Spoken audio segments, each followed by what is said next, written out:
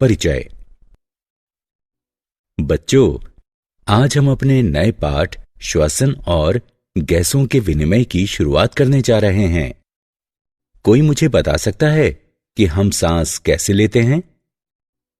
Sir, श्वसन एक प्रक्रिया है जिसमें पेशी संकुचन के कारण वायु भीतर ग्रहण की जाती है और उसके बाद पेशी शिथिलन के कारण वायु बाहर निकाली जाती है। बहुत अच्छे राहुल। और मनुष्यों में श्वसन अंग कौन से हैं? सर, मनुष्यों में फेफड़े होते हैं जो वातावरण के साथ गैसों का विनिमय करने में उनकी सहायता करते हैं। बहुत अच्छे रेखा। और श्वसन तंत्र के विकार क्या हैं? हमें नहीं पता है सर। ठीक है, अब मैं तुम्हें श्वसन की पूरी प्रक्रिया और इसके विकारों के बारे में बताऊंगा। इस पाठ में आप श्वसन और गैसों के विनिमय के बारे में जानेंगे।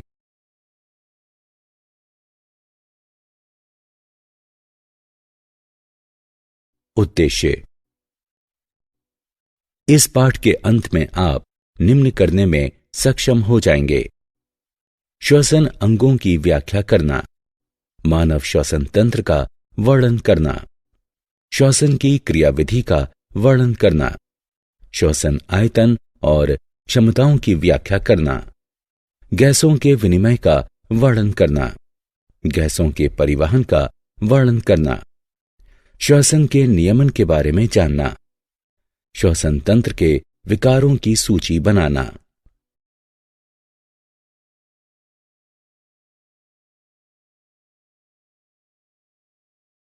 श्वसन अंग। एक जीव और बाह्य वातावरण के बीच ऑक्सीजन और कार्बन डाइऑक्साइड का विनिमय श्वसन कहलाता है। विभिन्न प्रकार के जंतुओं में अलग अलग श्वसन अंग होते हैं।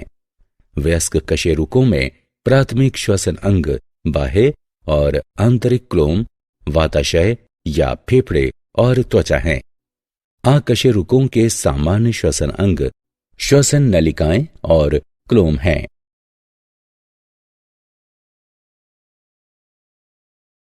मानव श्वसन तंत्र। मानव में ठीक होठों के ऊपर एक जोड़ी नासा द्वार होते हैं जो नासा मार्ग द्वारा नासा कक्ष तक पहुंचते हैं।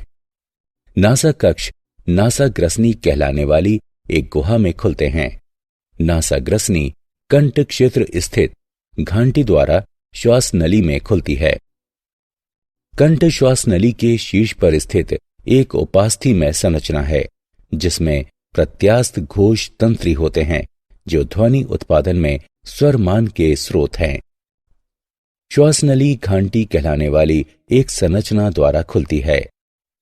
कंठच्छद कहलाने वाला ऊतक एक पतला फ्लैप भोजन निकलते समय श्वास नली में भोजन के प्रवेश को रोकता है। श्वास नली श्लेष्मा झिल्ली से अस्तरित होती है। ये सभी बाह्य कणों को फंसा लेती है। निचले सिरे पर श्वास नली दो शाखाओं में विभक्त हो जाती है, बाईं और दाईं श्वसनी। उसके बाद प्रत्येक श्वसनी विभक्त होकर द्वितीयक और तृतीयक श्वसनी और श्वसनिकाएं बनाती हैं। प्रत्येक श्वसनिका वायु कूपिका कहलाने वाले पतले स्पंजी थैली में समाप्त होती है। दोनों फेफड़े फुफ्फुसावरण कहलाने वाली दोहरी झिल्ली में बंद होते हैं। फुफ्फुसावरण फेफड़ों की सुरक्षा करता है और घर्षण से बचाता है। नासा रंध्रों से श्वसनिकाओं तक का मार्ग चालन भाग का बना होता है जो वायु कूपिकाओं तक वायु पहुंचाता है और वायु कूपिका एवं उनकी नलिकाएं श्वसन तंत्र का विनिमय भाग गठित करती हैं। फेफड़ों के नीचे डायाफ्राम होता है। डायाफ्राम मजबूत पेशियों का एक आवरण है जो फुफ्फुसी गुहा की तली पर स्थित होता है। डायाफ्राम श्वसन तंत्र के लिए बहुत आवश्यक है।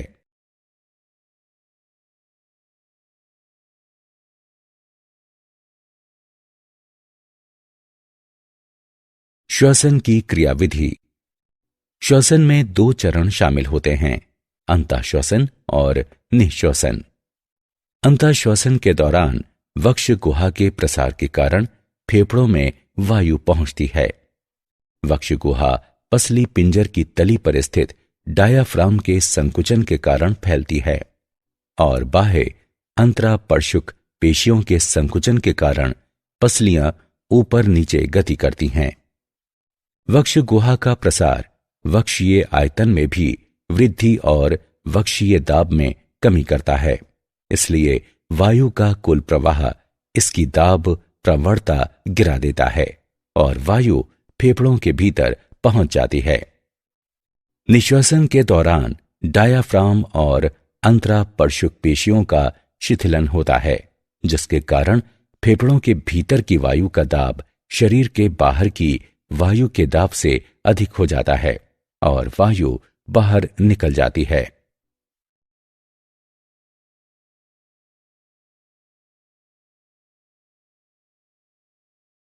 श्वसन संबंधी आयतन और क्षमताएं। ज्वारीय आयतन यानी टीवी। सामान्य श्वसन के समय प्रत्येक श्वसनीय चक्र में अंतःश्वासित या निश्वासित गैस का आयतन ज्वारीय आयतन कहलाता है। अंतःश्वासन सुरक्षित आयतन IRV ये उस अतिरिक्त गैस का आयतन है जो सामान्य अंतःश्वासन के बाद बलपूर्वक अंतःश्वासन के द्वारा अंतःश्वासित की जा सकती है। निश्वासन सुरक्षित आयतन ERV ये उस अतिरिक्त गैस का आयतन है जो बलपूर्वक निश्वासन के द्वारा निश्वासित की जा सकती है। अवशिष्ट आयतन यानी RV इसे बलपूर्वक निश्वासन के बाद भी फेफड़ों में शेष बची गैस के आयतन के रूप में परिभाषित किया जाता है।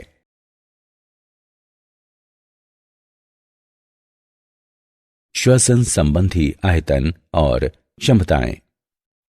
अंतःश्वासन क्षमता यानी IC इसे ज्वारीय आयतन और अंतःश्वासन सुरक्षित आयतन के योग के रूप में परिभाषित किया जाता है। निश्वासन क्षमता EC इसे ज्वारीय आयतन और निश्वासन आयतन के योग के रूप में परिभाषित किया जाता है। क्रियाशील अवशिष्ट क्षमता इसे निश्वासन सुरक्षित आयतन और अवशिष्ट आयतन के योग के रूप में परिभाषित किया जाता है। जैव क्षमता यानी VC गैस का वो आयतन जो अधिकतम अंतःश्वासन की समाप्ति पर फेफड़ों से बलपूर्वक बाहर निकाला जाता है। फेफड़ों की कुल क्षमता अधिकतम अंतःश्वासन की समाप्ति पर फेफड़ों के भीतर गैस का आयतन।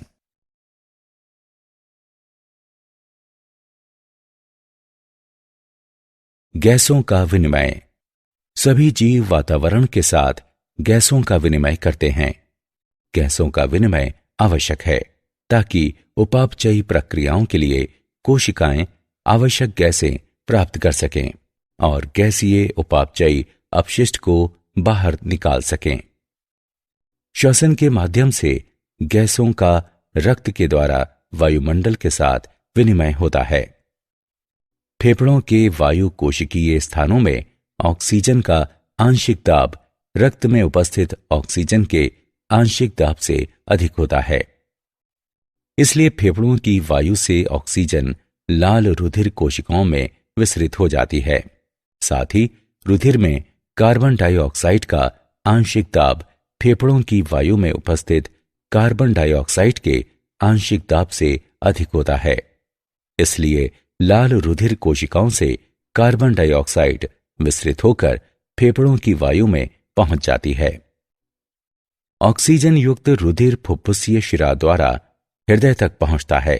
इसके बाद सिस्टमैटिक धमनियों द्वारा इसे शरीर में पंप किया जाता है। शरीर के ऊतकों में ऑक्सीजन का आंशिक दाब रक्त में उपस्थित ऑक्सीजन के आंशिक दाब से कम होता है। इसलिए ऑक्सीजन लाल रुधिर कोशिकाओं से शरीर के ऊतकों में विसरित हो जाती है। रक्त में कार्बन डाइऑक्साइड का आंशिक दाब शरीर के ऊतकों में उपस्थित कार्बन डाइऑक्साइड के आंशिक दाब से कम होता है। इसलिए कार्बन डाइऑक्साइड लाल रुधिर कोशिकाओं में विसरित हो जाती है। ऑक्सीजन की कमी वाला रक्त सिस्टमैटिक शिरा द्वारा हृदय में पहुंचता है और उसके बाद इसे फुफ्फुसीय धमनियों द्वारा फेफड़ों में पंप किया जाता है, जहां गैस विनिमय पुनः ऑक्सीजन युक्त रुधिर प्रदान करता है और कार्बन डाइऑक्साइड को बाहर निकालता है।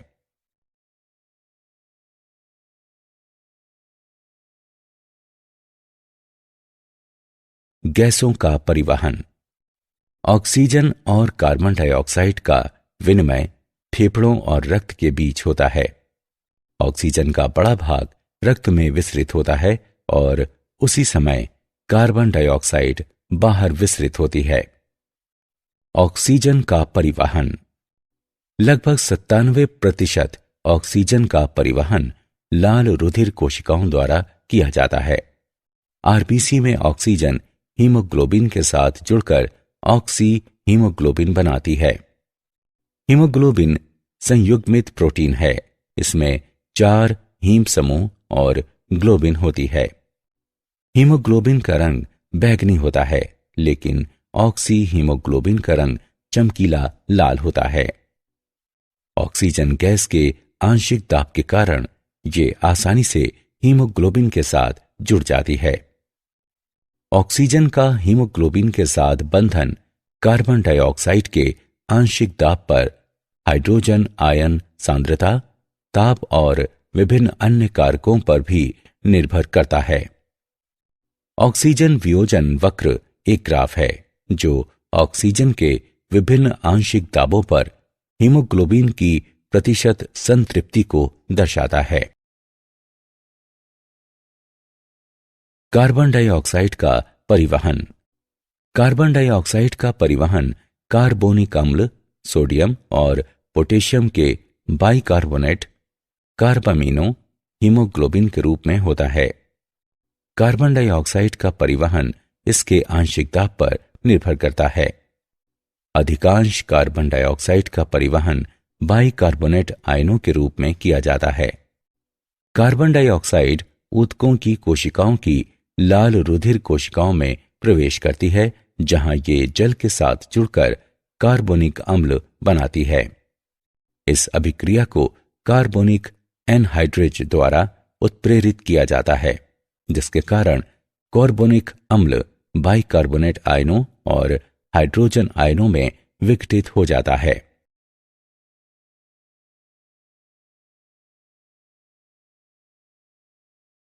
श्वसन का नियमन। श्वसन का नियमन तंत्रिका तंत्र द्वारा किया जाता है। तंत्रिका तंत्र में श्वसन केंद्र, अभिवाही और अपवाही तंत्रिकाएं शामिल होती हैं। मेड्यूला ओब्लांगाटा और पोन्स के श्वसन केंद्र रक्त में ऑक्सीजन और कार्बन डाइऑक्साइड के स्तर के बारे में संवेदी जानकारी एकत्र करते हैं और श्वसन पेशियों तक संकेत भेजने के लिए उनका निर्धारण करते हैं।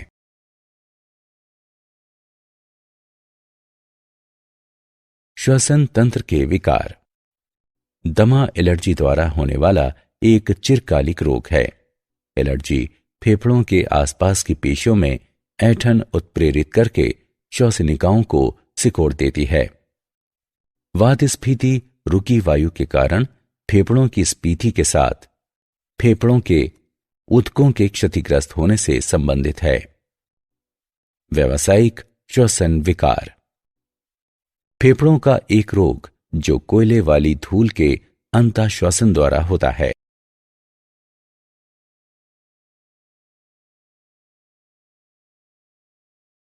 क्या आप जानते हैं, लोग जिनके फेफड़ों की क्षमता अधिक होती है वे अपने शरीर में तेजी से ऑक्सीजन भेज सकते हैं। अधिकतर कशेरुकी जंतुओं में 2 फेफड़े होते हैं।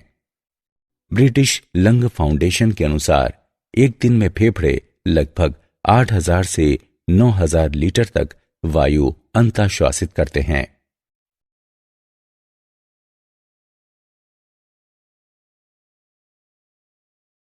सारांश। आइए हमने जो कुछ सीखा है उसे संक्षेप में दोहराएं। किसी जीव और बाह्य वातावरण के बीच ऑक्सीजन और कार्बन डाइऑक्साइड का विनिमय श्वसन कहलाता है। श्वसन में 2 चरण शामिल होते हैं, अंतःश्वसन और निःश्वसन। प्रत्येक श्वसन चक्र में अंतःश्वासित या निःश्वासित की गई गैस का आयतन ज्वारीय आयतन कहलाता है। गैसों का विनिमय ऑक्सीजन और कार्बन डाइऑक्साइड के आंशिक दाब पर निर्भर करता है। ऑक्सीजन और कार्बन डाइऑक्साइड का विनिमय फेफड़ों और रक्त के बीच होता है। लगभग 97% ऑक्सीजन का परिवहन लाल रुधिर कोशिकाओं द्वारा किया जाता है। अधिकांश कार्बन डाइऑक्साइड का परिवहन बाइकार्बोनेट आयनों के रूप में किया जाता है। श्वसन तंत्र के विकार दमा, वातस्फीति, व्यावसायिक श्वसन विकार हैं।